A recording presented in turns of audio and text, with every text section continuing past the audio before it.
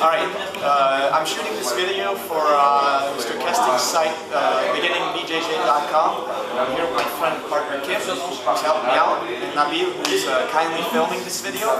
I'm going to talk about a principle today, actually a theory more than anything else, which I think is crucial in the BJJ philosophy of leverage and balance. He's going to help me demonstrate, and we're going to go through all the steps of the principle to make this understandable for beginners. Basically, what I'm going to talk about is the block theory, which is something that everybody practices on a daily basis, sometimes with, sometimes without knowing. I figure it's very important at every stage of BJJ, and it was re-emphasized to me in the amazing video series from Demian Maya, World Champion Jiu-Jitsu, The Science of Jiu-Jitsu. So what is the block theory? Basically, it just means that the body is a block, and that when the block is compact or strong, when the block is open or broken, the foundation is crumbled. Okay? The first thing is to know that whenever you're like this, in any position, you're strong. Whenever you open, go to the sides, or you twist or turn, you're weak. Okay?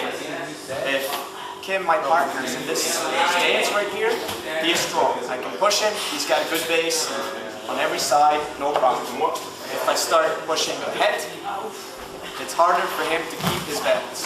Okay? Right? Now, if I start opening up the elbows, it's harder for him to keep the balance as well. Alright? Now, what's going to happen is this principle is going to be applicable in all the positions. First, let's take the guard. If Kim is in my closed guard, okay, and he's got a good posture right here, he closes the elbows, he's strong, I have trouble moving him, okay? He's going to start opening my legs, passing the guard, etc., and I'm going to be in trouble. Now, if I can start grabbing Kim's head, okay, he's going to start losing the block, and he's going to start feeling weaker, okay? Here it's going to be easier for me to move him around and start attacking on the sides, okay? Moving, etc., etc. The same is true with elbows, okay? Here, he's got a good position. If I somehow can open Kim's elbows, either like this, or like this, he's going to start feeling weak, and I can again start attacking, either moving positions, finishing, or doing basic other things like going around, taking the back, etc., etc. Okay? The same thing is true if Kim starts to stand up. If he has a good posture, starts to stand up, okay? If I manage to grab his head, even though he's up and my legs are not as strong, he might not have a very good posture. See here?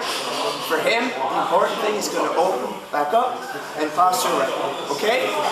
Now, again, if I can manage either with my knee to open up Kim's elbow or so, I can start then attacking and going to other positions, and he's going to start feeling weak. Okay? That's for the guard. If now Kim starts to open my guard and pass, the same principle is still going to be true.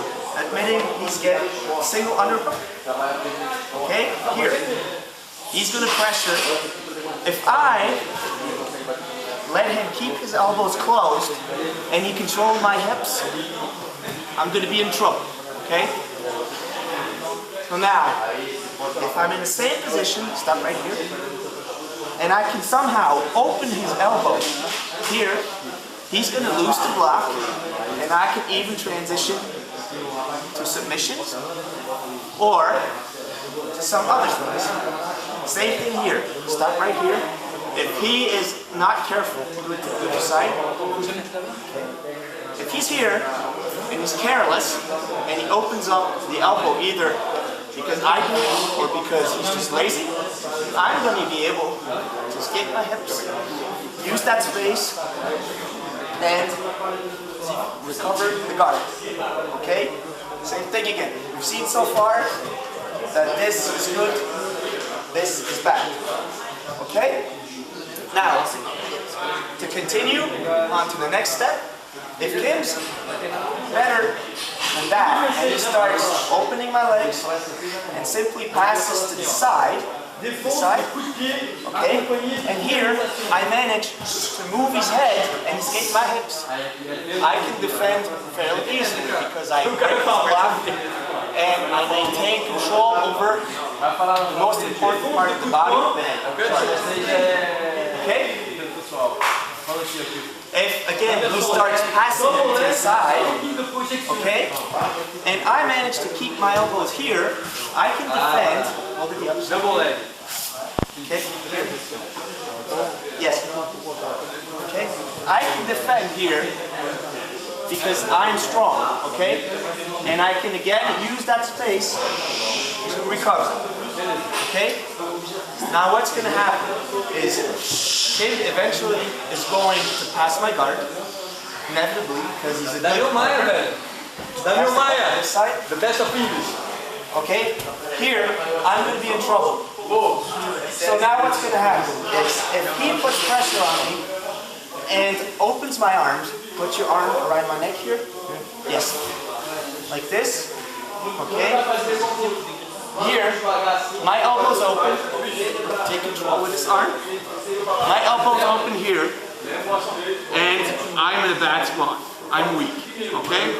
Now, if somehow I manage to create space, and I manage to at least put this elbow back in, I'm in a better position.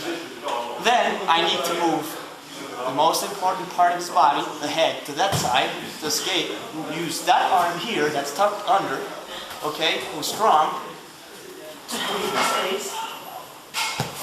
Push, push, push, and recover. Okay? This is possible like this. Come back.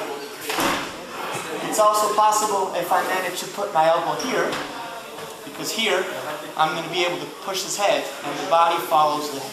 Here. Okay? Now, that's when Kim is on the side. What's going to happen now if he's in the mount? Okay? He's in the mount. Alright? If Kim managed to open my elbows like this, see how I'm in a bad position? I'm weak and he's strong because he's controlling my hips and he's controlling my elbows. My block is broken, my elbows are open. He can transition, finish me off, whatever he wants, okay? The goal for me here, close my elbows, get the block back, as we've said. And now I can manage to start defending. Here, push, push, push, maybe. Recover the half guard or anything else. Okay? That's that. Otherwise, if I'm open, I'm weak. Right here, I'm in pretty good shape.